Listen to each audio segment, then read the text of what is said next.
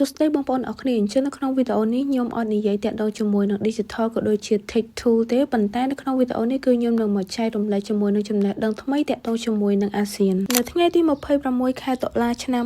2025ប្រទេសទីម៉ូឡេសេឬទីម៉ូខាងកើតដែលជាប្រទេសមួយស្ថិតនៅក្នុងតំបន់អាស៊ីអាគ្នេយ៍បានចុះកិច្ចព្រមព្រៀងក៏ដូចជាចុះហត្ថលេខាចូលជាសមាជិកទី11របស់អាស៊ានអញ្ចឹងសមាជិកអាស៊ានកាលពីមុនគឺមានតែ10ប្រទេសតែប៉ុណ្ណោះឥឡូវនេះគឺឡើងទៅដល់11ប្រទេសហើយដែលនៅក្នុងនោះមានដូចជាប្រទេសកម្ពុជាប្រទេសប្រ៊ុយណេឥណ្ឌូនេស៊ីប្រទេសឡាវម៉ាឡេស៊ីមីយ៉ាន់ម៉ាហ្វីលីពីនសិង្ហបុរីប្រទេសថៃ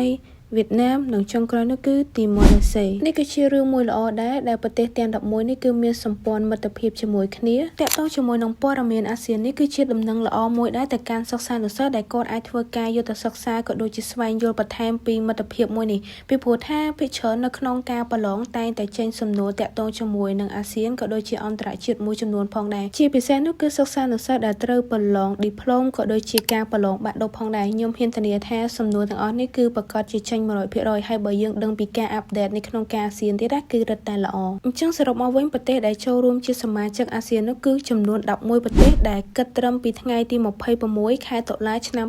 2025ដែលបន្ថែមជាមួយនឹងប្រទេសទីម៉ូឡេសេអញ្ចឹងសម្រាប់វីដេអូមួយនេះគឺមានតែប៉ុណ្្នឹងទេហើយបើសិនជាចេញដំណឹងល្អក៏ដូចជាដំណឹងថ្មីបន្តទៀតតាក់ទងជាមួយនឹងប្រទេសកម្ពុជាក៏ដូច international គឺខ្ញុំនឹងធ្វើការ upload ក៏ដូចជា update ព័ត៌មានបន្តទៀតជូនអ្នកទាំងអស់គ្នាផងដែរអញ្ចឹងកុំភ្លេច subscribe ដើម្បីទទួលបានព័ត៌មានក៏ដូចជាវីដេអូថ្មីបន្តទៀត